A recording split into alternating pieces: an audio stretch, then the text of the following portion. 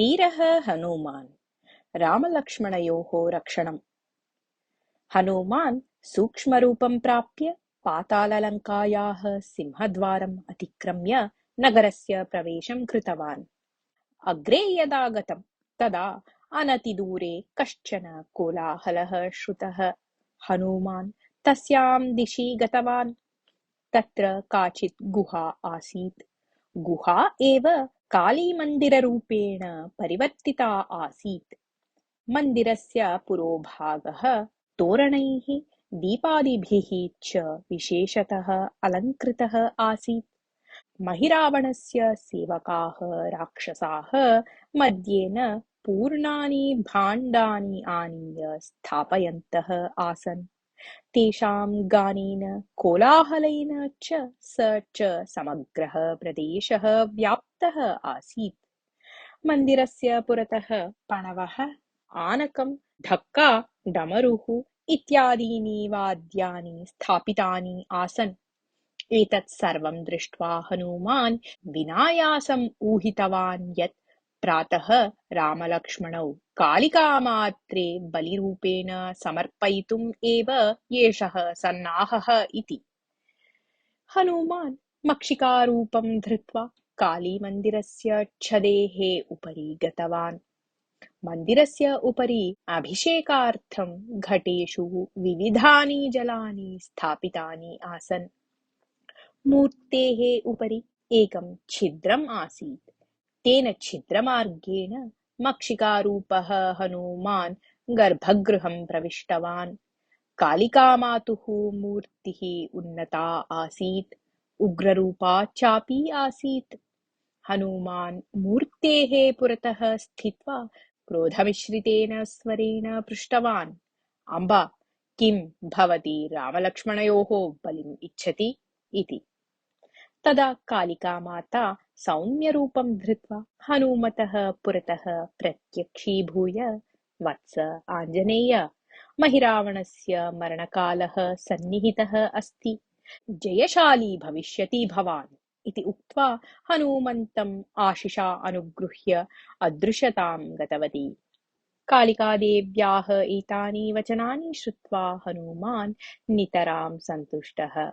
सः मन्दिरस्य गर्भगृहस्य द्वारं पिधाय मूर्तेः पृष्ठतः निलीय स्थितवान्। अग्रे किं प्रवर्तते इति प्रतीक्षमाणः स्थितवान् सः। महीरावणस्य अन्तःपुरे महान् कोलाहलः श्रूयते स्म।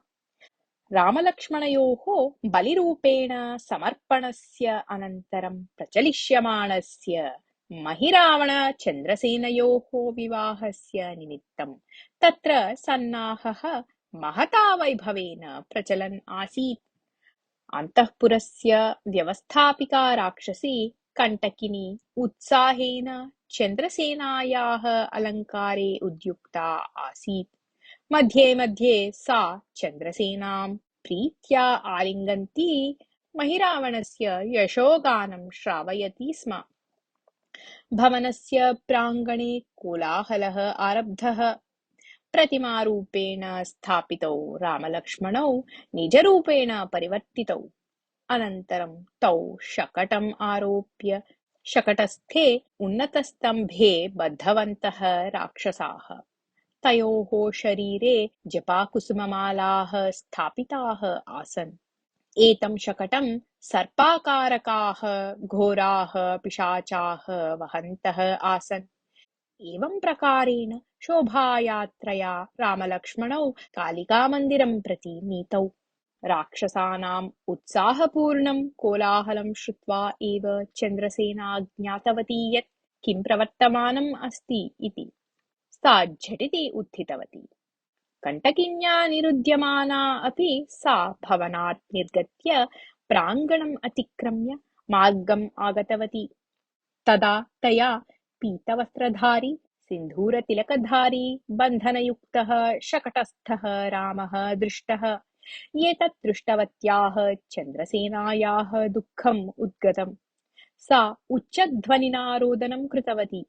रुदती एव भूमौ पतिता सती मूर्छां गतवती।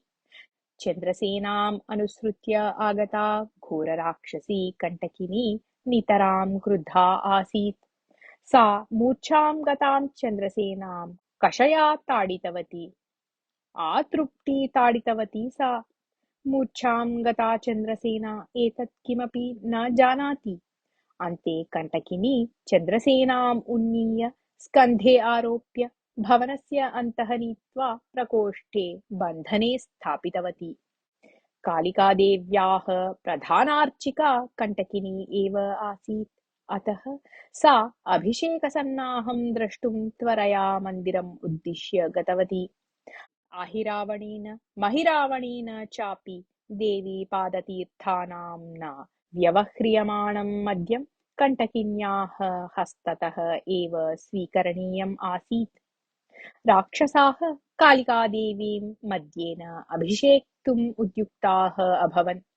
यदा उपरिष्टात् रन्ध्रेण मद्यं पतितं तदा हनूमान् आत्मनः शरीरं वर्धयित्वा कालिकादेव्याः स्वरम् अनुकुर्वन् गम्भीरस्वरेण आदिष्टवान्।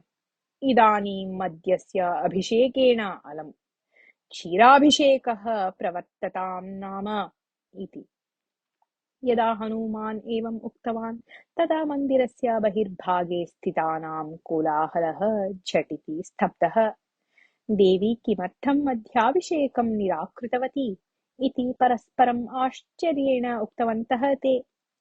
सोमसूत्रमार्गेण तीर्थकुण्डे पतत् मद्यं सङ्ग्रहीतुं ते पानपात्राणि गृहीत्वा सिद्धाः आसन्। मध्याभिषेकस्य निराकरणं श्रुत्वा रज्जुभिः बद्धः शकटस्थः रामः लक्ष्मणं पश्यन् मन्दहासं प्रकटितवान्। कण्टकिनी महिरावणं चिन्तामिश्रितया दृष्ट्या दृष्टवती। महिरावणः नेत्रे विशालीकृत्य आश्चर्येण अहिरावणं दृष्टवान्। तदा अहिरावणः महिरावणम् उक्तवान्, सहोदर, आश्चर्यप्राप्तेः नास्ति अवकाशः। रामः लक्ष्मणः च सात्विकौ किल।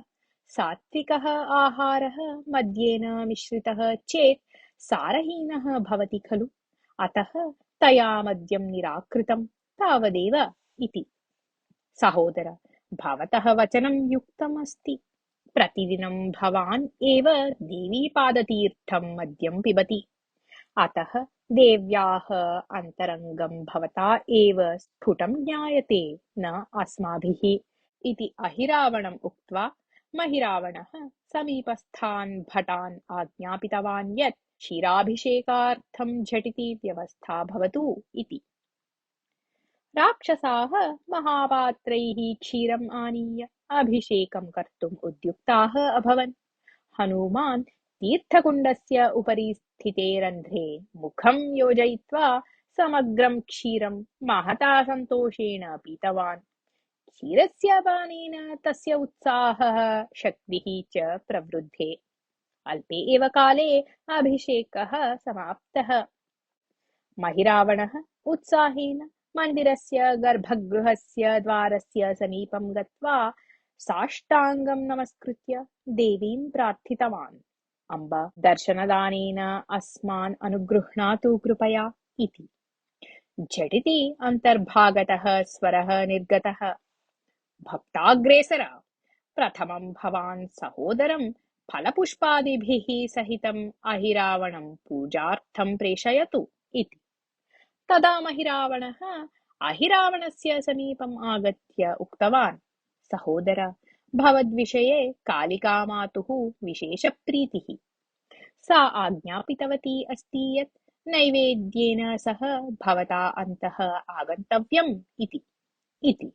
अहिरावणः पर्वतसदृशं स्वशरीरं कम्पयन् फलपुष्पाणि, नैवेद्यखाद्यानि, मधुद्रुतादीनि च सुवर्णपात्रेषु स्वीकृत्य गर्भगृहस्य द्वारस्य समीपं गत्वा स्थितवान्। हनूमान् द्वारम् उद्घाटितवान्। अहिरावणः यदा अन्तः गतः तदा झटिति द्वारं पिहितम् अभवत्। यदा अहिरावणः नैवेद्यपदार्थान् भूमौ स्थापयितुम् अवनतवान् तदा हनूमान् विना शब्दं समीपं गत्वा तं गले गृहीत्वा गलबन्धनपूर्वकं तं मारितवान्।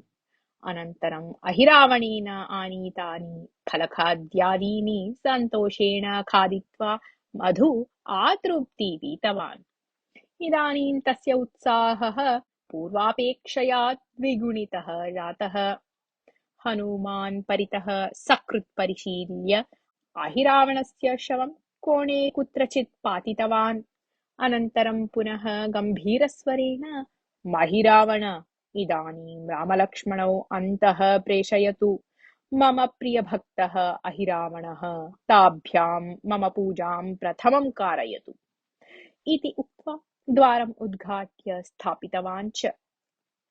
महिरावणः रामलक्ष्मणौ गर्भगृहस्य अन्तर्भागे नोदितवान्। कालिकामातुः पृष्ठतः स्थितः हनूमान् मन्दस्वरेण उक्तवान्, रघुवंशवीरौ, प्रथमं द्वारं पिधाय अर्गलेन कीलनीयं, ततः युद्धार्थं सिद्धाभ्यां भवितव्यम् इति। एतानि वचनानि श्रुत्वा लक्ष्मणः आश्चर्येण रामं दृष्टवान्। तदा रामः मन्दहासपूर्वकम् उक्तवान्, अये लक्ष्मण, वचनस्य तात्पर्यम् अवगतं खलु? द्वारस्य पिधानं करोतु प्रथमम् इति। लक्ष्मणः द्वारस्य पिधानं कृतवान्। तदा पुनः वचनं श्रुतं, मूर्तेः पृष्ठतः आगच्छताम् इति। रामः लक्ष्मणः च यदा मूर्तेः पृष्ठतः गतवन्तौ तदा तत्र हनूमान् दृष्टिगोचरः जातः। तं दृष्ट्वा तौ नितरां सन्तुष्टौ। लक्ष्मणः यदा आश्चर्येण पश्यन् आसीत् तदा रामः उक्तवान्, देवी मद्याभिषेकं निराकृत्य यदा क्षीराभिषेकं कर्तुम् आदिष्टवती तदा एव मया ऊहितं यत् गर्भगृहे हनूमान् आगत्य स्थितवान् स्यात् इति। रामः एतावत् यदा उक्तवान् तदा लक्ष्मणः सर्वम् अवगतवान्। हनूमान् कालिकामातुः समीपे पूजार्थं स्थापितं धनुर्बाणादिकं रामलक्ष्मणाभ्यां प्रदर्शितवान्। रामलक्ष्मणौ धनुः उन्नीय सज्जीकृतवन्तौ। हनूमान् स्वशरीरं वर्धयित्वा रामलक्ष्मणौ भुजयोः उपरि उपवेश्य मूर्तिसमीपे स्थितान् सर्वान् बाणान् संगृह्य गृहीतवान्। मन्दिरस्य गर्भगृहात् बहिः राक्षसाः महान्तं कोलाहलं कुर्वन्तः आसन्। ते रामलक्ष्मणयोः बलिं द्रष्टुं समुत्सुकाः आसन्। बलिसमर्पणार्थं निश्चितः मुहूर्तः अत्यासन्नः आसीत्। किमर्थम् अहिरावणः रामलक्ष्मणौ बहिः न आनयति इति चिन्तयन्तः स्थितवन्तः राक्षसाः।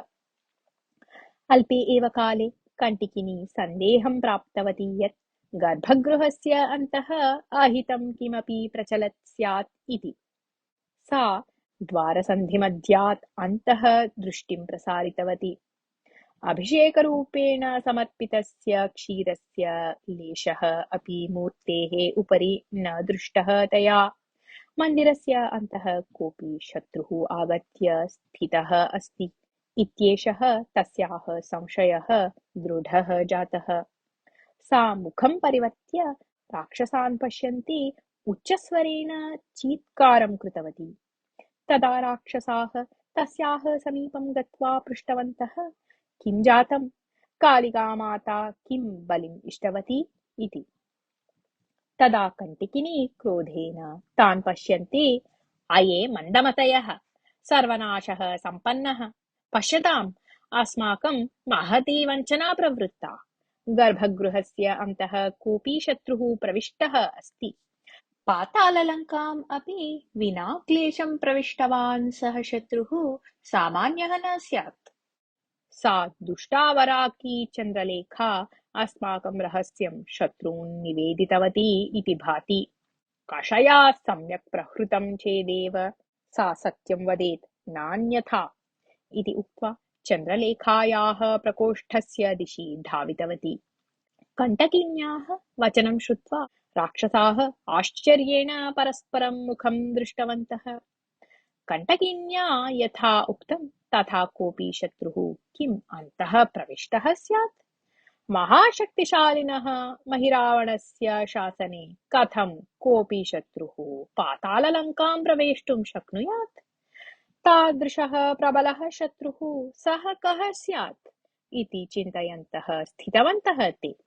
एवं चिन्तयत्सु राक्षसेषु केचन धैर्यवन्तः अग्रे गत्वा गर्भगृहस्य अन्तः दृष्टिं प्रसारितवन्तः। यावत् ते द्वारम् उद्घाटयितुं हस्तेन स्पृष्टवन्तः तावता एव हनुमान् घोरं हुङ्कारं कुर्वन् वेगेन द्वारम् उद्घाटितवान्, बलात् तत् पातितवान्, ततः बहिः आगतवान् च। हनुमन्तं दृष्ट्वा राक्षसाः क्रोधेन भीत्या च चीत्कारं कृतवन्तः। वञ्चना, महती वञ्चना इति आक्रोशनं कृतवन्तः च। हनूमतः स्कन्धयोः उपरि स्थितौ रामलक्ष्मणौ आश्चर्येण दृष्टवन्तः राक्षसाः। तदा रामलक्ष्मणौ निरन्तरं बाणवर्षणं कृतवन्तौ। राक्षसाः च हाहाकारं कुर्वन्तः भूमौ पतितवन्तः। कालिकामन्दिरस्य पुरतः स्थित्वा प्रधानानुचरैः सह वार्तालापं कुर्वन् स्थितः महिरावणः अकस्मात् हनूमन्तं तस्य स्कन्धयोः उपरि उपविष्टौ रामलक्ष्मणौ च दृष्ट्वा महान्तं क्रोधं प्राप्तवान्। झटिति धनुर्बाणादिकं गृहीत्वा सः युद्धार्थं सन्नद्धः जातः। रामलक्ष्मणौ द्विगुणितम् उत्साहं प्राप्य महिरावणम् उद्दिश्य बाणान् प्रयुक्तवन्तौ। बाणप्रहारं प्राप्य अपि अविचलं स्थितवान् महिरावणः। महिरावणस्य शरीरात् यथा यथा रक्तबिन्दवः पतिताः तथा तथा नूतनाः महिरावणाः भूमितः उत्पन्नाः। ते नूतनाः महिरावणाः वास्तविकमहिरावणः इव एव सन्तः रामलक्ष्मणौ उद्दिश्य बाणान् प्रयोक्तुम् उद्युक्ताः अभवन्। रामलक्ष्मणौ एतद् दृष्ट्वा आश्चर्यम् अनुभूतवन्तौ हनूमन्तम् उक्तवन्तौ, आञ्जनेय, किम् एतं प्रवर्तते? भूमौ पतितात् महिरावणस्य एकैकस्मात् रक्तबिन्दोः अपि तत्सदृशः अन्यः उत्पद्यते खलु? कथम् एतत्? रक्तपातं विना महिरावणस्य संहारः कथं वा कर्तुं शक्यः इति। तावता हनूमान् सुवच्चलायाः वचनं चन्द्रलेखां च स्मृतवान्। अनन्तरं सः वस्तुस्थितिं द्वित्रैः वाक्यैः रामलक्ष्मणौ उक्त्वा तौ उन्नीय आकाशमार्गम् आश्रितवान्। उन्नते कस्मिंश्चित् स्थले रामलक्ष्मणौ उपवेश्य वायुवेगेन हनूमान् चन्द्रलेखायाः प्रकोष्ठम् उद्दिश्य गतवान्। रामलक्ष्मणौ तु लक्षशः उत्पद्यः युद्धं कुर्वतः महिरावणान् उद्दिश्य दूरात् एव बाणप्रयोगं कुर्वन्तौ स्थितवन्तौ। अनुवर्तते।